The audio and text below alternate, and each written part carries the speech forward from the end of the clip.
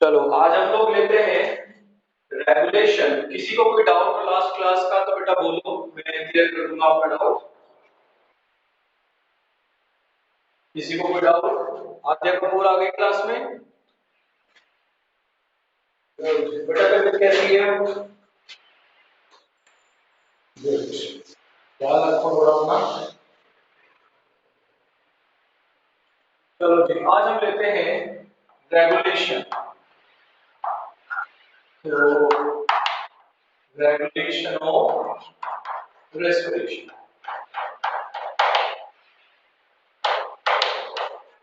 तो रेस्पिरेशन का रेगुलेशन हमें लेके चलना है। तो रेस्पिरेशन जो रेगुलेशन होता है बाय न्यूरल सिस्टम, तो ये पॉइंट आपने याद रखना है, बाय न्यूरल सिस्टम। ठीक है, जो रेस्पिरेशन का रेगुलेशन होता है किसकी हेल्प से होता है? न्यूरल सिस्टम की हेल्प से रेगुलेशन इसका होता है। ठीक है, आपकी एनसीईआरटी में दो तीन लाइन दे रखी है, उसके बाद इन्होंने दिया है न्यूरल सिस्टम। तो मैंने सीधा क्या बता दिया कि रेगुलेशन ऑफ रेस्पिरेशन कैसे होता है? न्यूरल सिस्टम की हेल्प से होता है। अब न्यूरल सिस्टम की हेल्प से आपके यहाँ पे चार पॉइंट दिए हैं, वो आपके उसमें से तीन पॉइंट आपके दे रखे हैं नर्वस सिस्टम में, सीएनएस में, और एक आपको दे रखा हार्ट से रिलेटेड। ठीक है, तो पहले डायग्राम बनाते थे, एक एक बताता हूँ। तो डायग्राम जब हम ड्रॉ करेंगे बेटा यहाँ पे, तो यहाँ से मैं डायग्राम आपको ड्रॉ कर, आपकी एनसीईआरटी में डायग्राम नहीं है बेटा ये, तो ये आपको ड्रॉ कर लेना।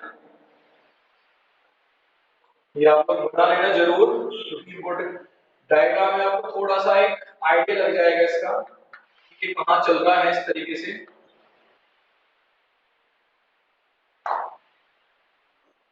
तो ये मैंने डायग्राम ड्रॉ कर दिया है आपका। बेटा ये जो स्ट्रक्चर है इसको पोन्स कहा गया है, इस सीरियस में चलते हैं ये। और ये है आपका मेडुला।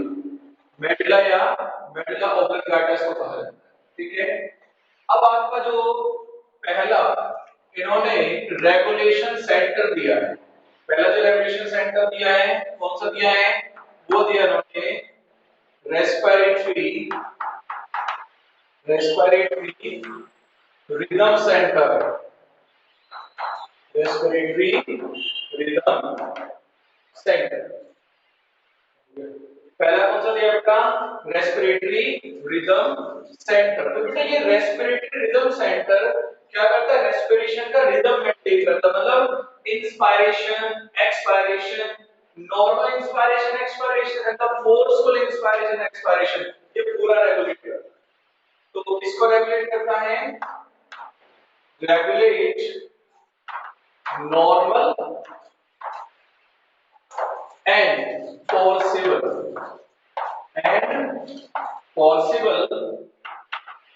इंस्पायरेशन या मैंने पूरा रेस्पिरेशन। ठीक है ना? तो क्या कर देगा? रेगुलेट नॉर्मल और पॉसिबल रेस्पिरेशन, मतलब इंस्पायरेशन और एक्सपायरेशन, ये दोनों रेगुलेट करता है। अब बात समझिए कि कैसे करता है। बेटा होता क्या है, किसके पास है ये सेंटर किसके पास है? Present on medulla. ये सेंटर बेटा मेडुला के पास प्रेजेंट होता है। अब मेडुला के पास कहां प्रेजेंट होता है? ये आपने मेडुला बनाया है, ठीक है। मेडुला के पास बेटा यहां पर, मेडुला के पास में एक सेंटर ये है और एक इसी के साथ में इस तरीके से दूसरा सेंटर। तो मेडुला के पास में ये दो सेंटर होते हैं। इस सेंटर को हम लोग बोलते हैं डोर्सल रेस्पिरेटरी ग्रुप। कौन सा बोलते हैं? डोर्सल रेस्पिरेटरी ग्रुप, हम इसको कहते हैं, क्या बोलते हैं इसको? Dorsal respiratory group. ये बोला जाता है आपका वेंट्रल रेस्पिरेटरी ग्रुप। तो dorsal respiratory group and ventral respiratory group. बेटा ये डोर्सल रेस्पिरेटरी ग्रुप इसको रेगुलेट करता है, ये नॉर्मल इंस्पायरेशन को करता है। किसको करता है? ओनली मैंने क्या लिखा है, ओनली इंस्पायरेशन, ओनली इंस्पायरेशन। अगर आपको याद हो तो मैं थोड़ा सा पॉइंट आपको यहाँ पर रिकॉल करना चाहूंगा कि जब हम लोग रेगुलेशन पढ़ रहे थे या मैकेनिज्म पढ़ रहे थे ऑफ ब्रीथिंग गैसेस एक्सचेंज या रेस्पिरेशन का, तो हमने पढ़ी थी by the help of intercostal muscles. कौन सी? Intercostal muscles. अब इंटरकोस्टल मसल कितने टाइप की थी? Internal intercostal muscle, external intercostal muscle. इनमें से जो एक्सटर्नल इंटरकोस्टल मसल थी, मैंने सिर्फ उसका फंक्शन आपको पढ़ाया था, क्योंकि इंटरनल इंटरकोस्टल का मसल कहां चला गया था? वो चला गया था फोर्सफुल में, ठीक है ना। तो एक्सटर्नल इंटरकोस्टल मसल को कौन रेगुलेट करता है? ये डोर्सल रेस्पिरेटरी ग्रुप करता है उसको रेगुलेट। क्या कराएगा उससे? एक्सपायरेटरी आपकी जो आपकी एक्सटर्नल इंटरकोस्टल मसल है उसमें क्या करेगा? कॉन्ट्रैक्शन करेगा। डायफ्राम में क्या करेगा? कॉन्ट्रैक्शन करेगा, जिसकी वजह से थोरैसिक कैविटी का वॉल्यूम इंक्रीज होगा, उस वजह से इंट्रापल्मोनरी प्रेशर डिक्रीज होगा, जिसकी वजह से बाहर से एयर अंदर आएगी। सिर्फ इतना काम ये करा। तो नॉर्मल इन सिर्फ इंस्पायरेशन ये कराएगा, एक्सपायरेशन के टाइम पे ये काम करना छोड़ देता है। तो एक्सपायरेशन में क्या होगा? डायफ्राम क्या करेगा? रिलैक्स करेगा, एक्सटर्नल इंटरकोस्टल मसल रिलैक्स करेगी, तो वो इसके अंदर में नहीं है, वो नॉर्मल चलता है। तो इसने क्या किया? इसने सिर्फ इंस्पायरेशन कराया, वो कौन सा? Normal inspiration. कराने के बाद ये क्या कर देता है? चीज को छोड़ देता है, लगभग कितनी देर के लिए? 3 सेकंड के लिए रुक जाएगा, फिर दोबारा से फिर ये इंस्पायरेशन कराएगा। तो इसका काम क्या है? इसका काम होता है सिर्फ नॉर्मल इंस्पायरेशन कराना, एक्सपायरेशन में कोई रोल प्ले नहीं करना। क्लियर? अब आती है वेंट्रल रेस्पिरेटरी ग्रुप। बेटा ये जो वेंट्रल रेस्पिरेटरी ग्रुप है, ये आपका पॉसिबल इंस्पायरेशन और एक्सपायरेशन कराता है। तो मैंने आपको क्या बताया था, यहाँ पर कौन सी मसल यूज हो जाएगी? अब इंटरनल इंटरकोस्टल मसल यहाँ पे यूज हो जाएगी। ठीक है, तो ये क्या कर रहा है? ये आपका यहाँ पर पॉसिबल रेस्पिरेशन। तो इसका मतलब यहाँ पर दोनों चीजें आ गई है, इसमें इंस्पायरेशन और एक्सपायरेशन दोनों। तो यहाँ पर कौन है? यहाँ पर इंस्पायरेशन एंड एक्सपायरेशन, यहाँ पर दोनों। क्लियर है यहाँ तक की कहानी? तो डोर्सल रेस्पिरेटरी ग्रुप सिर्फ नॉर्मल इंस्पिरेशन को करता है, जबकि वेंट्रल रेस्पिरेटरी ग्रुप किसको करता है? फॉर्सिबल रेस्पिरेशन, मतलब इंस्पायरेशन और एक्सपायरेशन को करता है। डोर्सल रेस्पिरेटरी ग्रुप कब तक काम करता है? सिर्फ 2 सेकंड के लिए काम करता है, फिर वो छोड़ देता है, क्योंकि 3 सेकंड का टाइम किसके पास है? एक्सपायरेशन के लिए। क्लियर यहाँ तक की कहानी? किसी को बेटा कोई डाउट हो तो बोलो। तो ये हो गया आपका पहला रेस्पिरेटरी रिदम सेंटर। कहां होता है रेस्पिरेटरी रिदम सेंटर? ये मैंने आपको बता दिया है। ठीक है, अब आगे चलते हैं। दूसरा आपका सेंटर कौन सा है? ये मैंने इसका स्क्रीनशॉट ले लिया, आपको भेज दूंगा इसका स्क्रीनशॉट। तो दूसरा आपका जो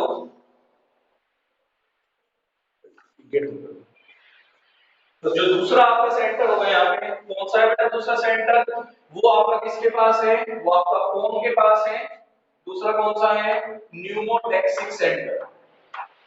न्यूमोटैक्सिक सेंटर। तो न्यूमोटैक्सिक सेंटर है। न्यूमोटैक्सिक सेंटर कहाँ होता है? Present on पोन्स।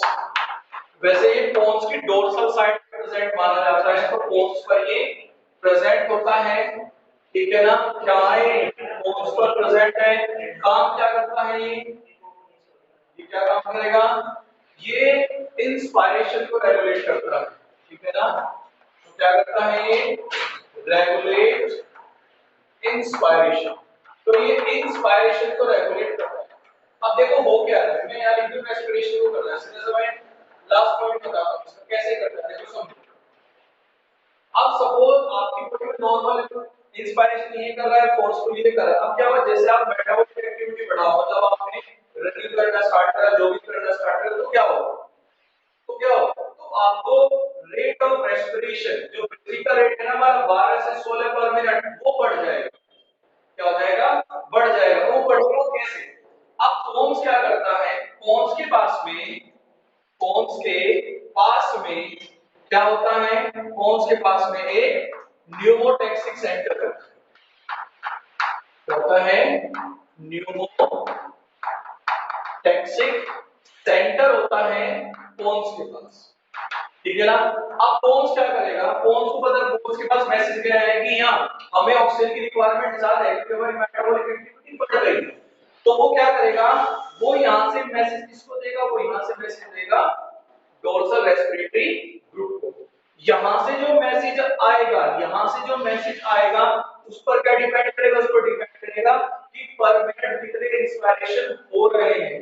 नॉर्मली यहां से जो मैसेज आता है उस पे इंस्पायरेशन की पीरियड कितनी है, 2 सेकंड है, एक्सपायरेशन का टाइम कितना है, 3 सेकंड, टोटल कितने हो गए, 5 सेकंड। तो पर मिनट कितना कर रहा है ये, पर मिनट 12 से 16। तो अगर नॉर्मल है कंडीशन, नॉर्मल कंडीशन है तो 5 सेकंड का टाइम लगता है इसमें नॉर्मल रेस्पिरेशन। अगर कंडीशन नॉर्मल है तो टाइम कितना लगेगा, रेस्पिरेशन में 5 सेकंड। बट अगर मेटाबॉलिक एक्टिविटी बढ़ गई, आपने दौड़ना शुरू कर दिया, तो यहां से जो मैसेज आएगा उसकी स्पीड बढ़ जाएगी, इसकी क्या होगी, स्पीड बढ़ जाएगी। तो ये जो टाइम है 5 सेकंड से ये टाइम रिड्यूस हो जाता है, तो रिड्यूस होकर कितना हो जाएगा, अप टू 0.5 सेकंड तक आ जाएगा। कितना टाइम था, 5 सेकंड। नॉर्मल वे में 5 सेकंड चल रहा था, बट जब आपकी मेटाबॉलिक एक्टिविटी बढ़ेगी तो कोन्स के न्यूमोटैक्सिक सेंटर से आने वाले मैसेज की स्पीड बढ़ जाएगी। स्पीड क्या हो जाएगी, बढ़ जाएगी, या फोर्स बढ़ जाएगा उसका, इस वजह से जो 5 सेकंड का टाइम था वो कितना चल जाएगा, घट के 0.5 सेकंड बढ़, मतलब पर प्रति मिनट आपका 0.5 सेकंड। क्लियर है ना। तो न्यूमोटैक्सिक सेंटर कब हुआ, जब आप मेटाबॉलिक एक्टिविटी आपकी बढ़ जाती है, तो यहां से जो मैसेज नॉर्मल वे में जा रहे थे, जो मैसेज नॉर्मल वे में जाते थे उसकी वजह से 5 सेकंड का ऑपरेटिंग टाइम, ठीक है ना। बट जब मेटाबॉलिक एक्टिविटी बढ़ जाती है तो यहां से जो मैसेज जाते हैं उनकी स्पीड बढ़ जाती है, जिसकी वजह से रेट ऑफ ब्रीथिंग कितना हो जाता है, घटकर 0.5 सेकंड चला जाएगा टाइम। तो मतलब जो 12 से 16 पर मिनट का वो रेट कब जाएगा, बढ़ जाएगा। क्लियर है यहां तक की कहानी। ये किसके केस में बेटा, ये है न्यूमोटैक्सिक सेंटर के केस में। चलो जी, ये हमारा दूसरा था न्यूमोटैक्सिक सेंटर। अब हम तीसरा लेते हैं, ठीक है। तीसरा होता है आपका कीमोसेंसिटिव एरिया, या कीमोसेंस एरिया होता है हमारा तीसरा, कीमोसेंस एरिया। तीसरा होता है बेटा हमारा कीमोसेंस एरिया। तो कीमोसेंस एरिया है या कीमोसेंसिटिव एरिया। अब जो ये कीमोसेंसिटिव एरिया ये कहां है, प्रेजेंट ऑन मेडुला। तो ये भी मेडुला पर प्रेजेंट है, बट मेडुला के वेंट्रल साइड में प्रेजेंट है। तो मतलब वेंट्रल रेस्पिरेटरी ग्रुप है ना, तो इसी के पास में क्या लगा होगा, इसी के पास में लगा होगा, यहां पर इसी के पास में क्या लगा होगा, इसी के पास में लगा दिया क्या आपका कीमोसेंस एरिया। तो ये कीमोसेंस एरिया यहां पे होगा। तो chemosense area present on medulla. Medulla में कहां है बेटा, ये मेडुला में है, ये वेंट्रल साइड में। तो प्रेजेंट ऑन मेडुला कहां पर चला गया, ये वेंट्रल साइड। तो ये वेंट्रल साइड पे चला गया, ठीक है। अब कीमोसेंसिटिव एरिया काम कर कैसे रहा है, इट इज सेंसिटिव, ठीक है ना। तो it is very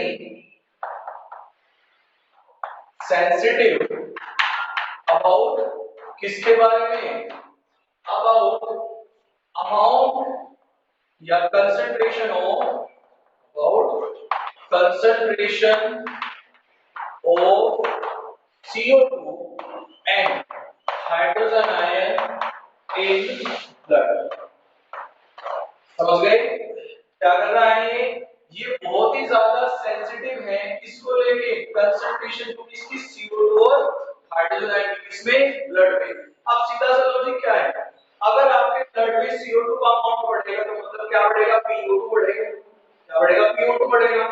hydrogen ion की अमाउंट बढ़ेगी तो इंटरनली क्या होगा, हाइड्रोजन आयन बढ़ेगा तो क्या हो जाएगा उधर देखो, पीएच चेंज हो जाएगा ब्लड का, PCO2 बढ़ेगी, हाइड्रोजन आयन का अमाउंट बढ़ेगा तो ब्लड का पीएच चेंज हो जाएगा, कुल मिला के क्या होगी HbO2 बढ़ेगा नहीं, टूटना शुरू हो जाएगा। क्लियर है?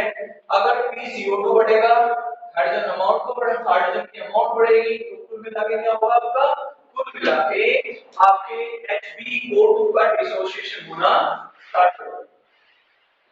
क्लियर है? समझ गए? और अगर HbO2 सफिशिएंट अमाउंट में नहीं बना तो हमारा रेट ऑफ रेस्पिरेशन क्या होगा, चेंज होगा। तो यहां से क्या होता है कि जब आपके ब्लड में CO2 और हाइड्रोजन का अमाउंट बढ़ जाता है उस केस में कीमोसेंसिटिव एरिया क्या करता है, कीमोसेंसिटिव एरिया क्या करेगा, एक मैसेज इसके पास भेजता है, वो डोर्सल रेस्पिरेटरी ग्रुप या फिर हम इसको माने वेंट्रल ग्रुप, वो दोनों में से या दोनों को भेजता है। इस साइड में एक ही खाता मैंने बना रखे हैं तो वो दोनों को सेंड देगा, जिस वजह से क्या होता है, जिस वजह से रेट ऑफ ब्रीथिंग या रेट ऑफ इंस्पायरेशन क्या होता है, इंक्रीज होता है।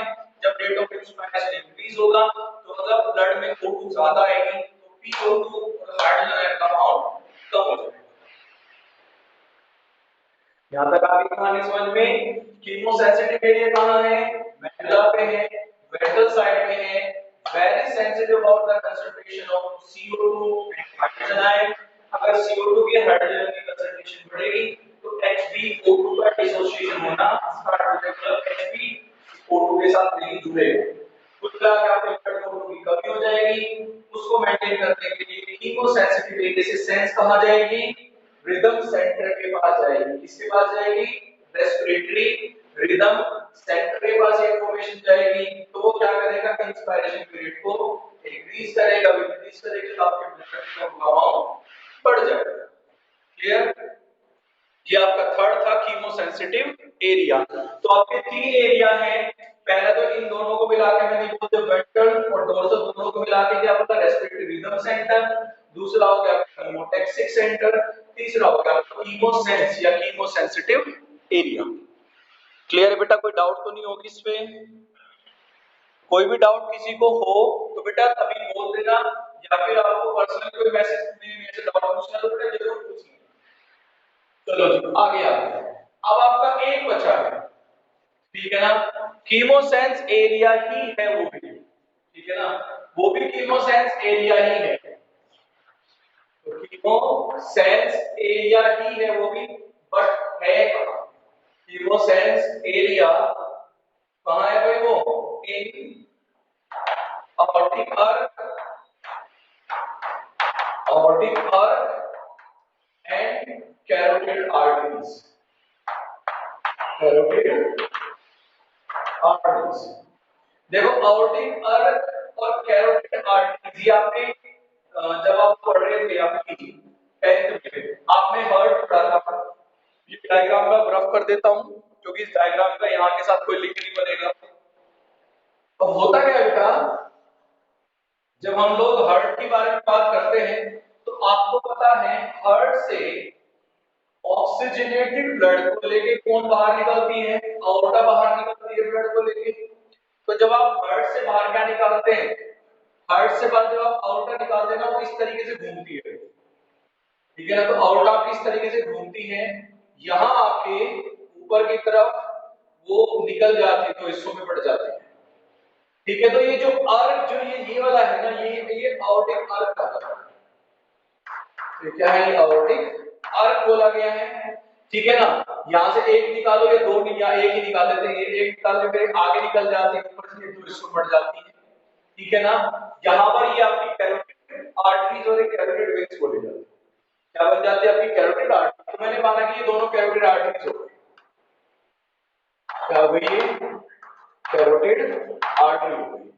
अब होता क्या है कि आर्टिक अर्क, आर्टिक अर्क यहाँ पर आर्टिक अर्क पे और कैरोटिड आर्टरीज में क्या होते हैं, कीमोसेंसिटिव एरिया होते हैं। क्या होते हैं, आर्टिक अर्क और कैरोटिड आर्टरीज में क्या होते हैं, कीमोसेंसिटिव एरिया होते हैं। आगे की चीज बोली जाएगी हैज सेंस, किसके लिए, has sense for CO2 and hydrogen ion concentration, hydrogen ion concentration in blood। Clear है कहानी? तो carotid arteries and Arctic artery ये बन गया हमारा, कैरोटिड आर्टरीज हो गई ये। तो कैरोटिड आर्टरीज और आर्टिक आर्ट के पास भी सेंस होती है, ये क्या होते हैं, इसके पास भी कुछ कीमो सेंसिटिव रिसेप्टर्स होते हैं जो कि क्या करेंगे, ब्लड में बढ़ी हुई CO2 और हाइड्रोजन की कंसंट्रेशन को आइडेंटिफाई करते हैं। आइडेंटिफाई करने के बाद ये मैसेज कहां भेजेंगे, सीधा रिदम सेंटर। क्या भेजेंगे, ये रिदम सेंटर। तो क्या करेंगे, देन एक्टिवेट्स, किसको एक्टिवेट करेंगे, रिदम सेंटर। तो रिदम सेंटर को ये एक्टिवेट करेंगे। समझ आया मेरी बात? तो ये क्या करते हैं, ये एक्टिवेट करते हैं किसको, रिदम सेंटर को। रिदम सेंटर क्या करेगा, इंस्पायरेशन का रेट, या इंस्पायरेशन की जो उसका स्पीड होती है उसको स्पीड अप करता है या इसके रेट को बढ़ाता है। तो ये आपका पूरा क्या है, रेगुलेशन ऑफ रेस्पिरेशन। ठीक है ना? तो मैंने आपको चारों बता दिए, रेस्पिरेटरी रिदम सेंटर जो कि मेडुला के पास है, दूसरा क्या है आपका न्यूमोटैक्सिक सेंटर जो कि पोन्स के पास है। वो क्या करता है, वो रेस्पिरेशन के रेट को अल्टर करता है, मतलब जब आप मेटाबॉलिक एक्टिविटी करते हैं, परफॉर्मेंस कोई करते हैं, आपको उनकी रिक्वायरमेंट होती है, पोन से जो सिग्नल मेडुला के पास जाते हैं, रिदम सेंटर के पास, उसकी स्पीड बढ़ जाती है, इस वजह से रेस्पिरेशन रेट बढ़ जाता है। तो जो नॉर्मल टाइम ब्रीथिंग का कितना होता है, 5 सेकंड से वो घंटे 5 चला जाता है, 0.5 सेकंड तक चला जाता है, मतलब रेट ऑफ ब्रीथिंग या रेस्पिरेशन बढ़ जाता है। ठीक है, तीसरा आपका कीमो सेंसिटिव एरिया है जो कि कहां है, जो कि मेडुला के पास ही है, मेडुला की वेंट्रल साइड में है। वो बहुत ही ज्यादा सेंसिबल है किसके लिए, CO2 और हाइड्रोजन कंसंट्रेशन के लिए ब्लड में। सेम केस यहां आ गया कि कीमो सेंस एरिया ही है कहां पर, आउटिक और कैरोटिड आर्टरीज में। तो जब यहां पर आपके ब्लड में CO2 और हाइड्रोजन की कंसंट्रेशन बढ़ेगी तो यहां से मैसेज कहां भेजेंगे, रिदम सेंटर के पास मैसेज जाएगा और रिदम सेंटर इंस्पिरेशन रेट को इंक्रीज करेगा। ठीक है, तो ये आपका सारा क्या हो गया, रेगुलेशन हो गया बेटा सारा। जितना भी आपका एनसीईआरटी के हिसाब से रेगुलेशन बनता था वो आपका यही है सारा, थोड़ा सा मैंने आपको एक्स्ट्रा ही बता दिया है। ठीक है, किसी कोई क्वेरी होगी तो बेटा जरूर मैसेज डाल देना, आंसर मिलेगा आपको उसका। अब लास्ट पॉइंट उठाते हैं, इसमें लास्ट में क्या दिए बेटा, डिजीज। यहां तक का किसी को कोई डाउट हो, कोई चीज हो तो बेटा बोलो, मैं बता दूंगा आपको।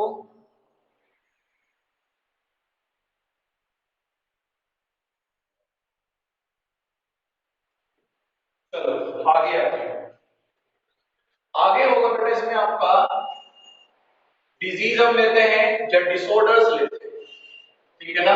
तो डिसऑर्डर्स आपके एनसीईआरटी ने 3 डिसऑर्डर्स दिए। ठीक है ना? तो कौन कौन से डिजीज या डिसऑर्डर्स दिए बेटा उन्होंने, सबसे पहला क्या दिया उन्होंने, सबसे पहले दिया उन्होंने अस्थमा। ठीक है ना? अस्थमा उन्होंने दिया है।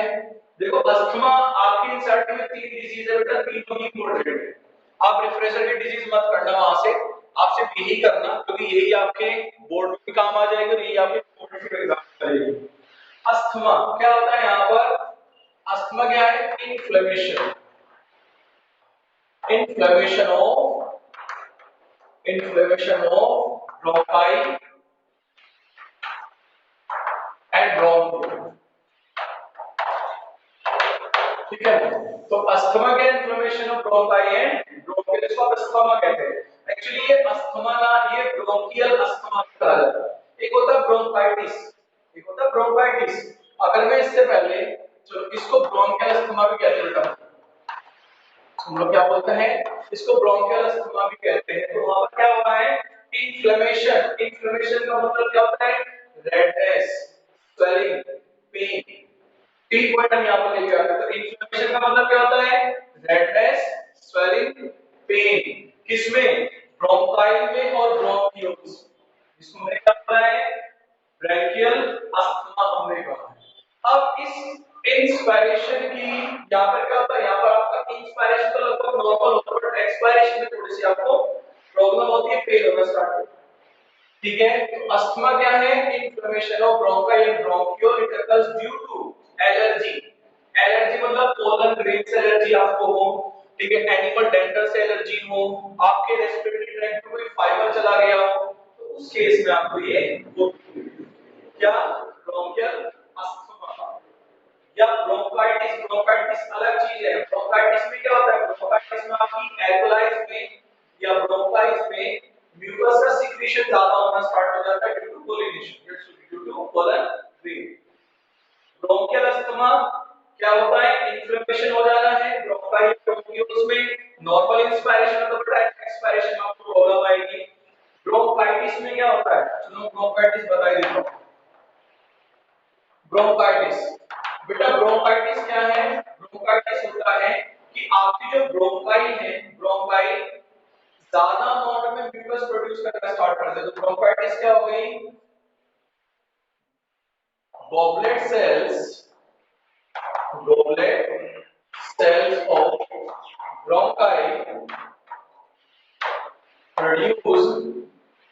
bronchi produce mucus in excess amount।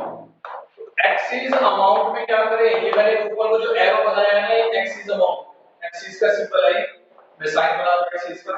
तो गॉबलेट सेल्स ऑफ ब्रोंकाई क्या करें, प्रोड्यूस करना शुरू कर दे म्यूकस की एक्सिस अमाउंट। एक्सिस अमाउंट में म्यूकस प्रोड्यूस करना स्टार्ट कर दे, जिसकी वजह से जब आप स्पिट करते हैं, जब आप रोकते हैं तो उसमें ग्रीनिश कलर का म्यूकस आना स्टार्ट कर जाता है। ब्रीथिंग में तो प्रॉब्लम होती है, तो नॉर्मल कंडीशन। तो ये आपकी वो डिजीज है। तीसरी जो आपकी डिजीज दी है आपकी एनसीईआरटी ने, आपकी ये पहली एनसीईआरटी ने ये दी, ब्रोंकाइटिस नहीं दिया है, यहां पर दिया एम्फिज्मा। एम्फिज्मा, एम्फिज्मा में क्या होता है, एम्फिज्मा में बेटा जो आपकी ब्रोंकाई या एल्वुलर, मेनली एल्वुलाई की जो वॉल है वो डैमेज होना स्टार्ट हो, ठीक है ना। तो क्या हो जाएगा, डैमेजिंग ऑफ या एल्वियोलाई, एल्वियोलाई वॉल क्या हो जाती है, यहां पर ये डैमेज हो जाती है। क्यों हो जाती है, alveoli wall damage due to, किसकी वजह से हो जाती है बेटा, ये ड्यू टू स्मोक, स्मोक की वजह से होती है। तो आपकी जो एल्वियोलाई वॉल है डैमेज हो जाती है स्मोक की वजह से। अब स्मोक की वजह से वो डैमेज हुई है, जिस वजह से क्या होता है, जिस वजह से गैसियस एरिया, मतलब जिस सरफेस से गैसेस एक्सचेंज होता है वो क्या होता है कि कम हो जाएगा। तो एम्फिज्मा में क्या होता है कि जो आपकी एल्वियोलाई, जो आपकी क्या है एल्वियोलाई वॉल जो होती है वो डैमेज हो जाती है ड्यू टू स्मोक। आपके यहाँ पर ये सीधा सा क्वेश्चन आता है कि अगर कोई ह्यूमन पर्सन एक्सीज अमाउंट में स्मोकिंग करता है तो उसकी बॉडी में कौन सी डिजीज के चांस है, एम्फिज्मा का। क्यों हुआ है, क्योंकि उस स्मोक की वजह से क्या हो जाता है, उसकी एल्वियोलाई की जो वॉल है वो डैमेज होना स्टार्ट हो जाती है और गैसेस एक्सचेंज की जो सरफेस है वो क्या हो जाएगी, कम हो जाएगी। समझ रहा है, इसको बोलते हैं एम्फिज्मा। नंबर लास्ट जो है ऑक्यूपेशनल रेस्पिरेटरी डिसऑर्डर्स, इसको हम ऑक्यूपेशनल लंग्स डिसऑर्डर भी कहते हैं, ओएलडी भी लिखा जाता है कहीं। तो ऑक्यूपेशनल रेस्पिरेटरी डिसऑर्डर आपके साइड में दिया है, ऑक्यूपेशनल रेस्पिरेटरी डिसऑर्डर या ऑक्यूपेशनल लंग्स डिसऑर्डर भी इसको कहा जाता है, दोनों एक चीज है।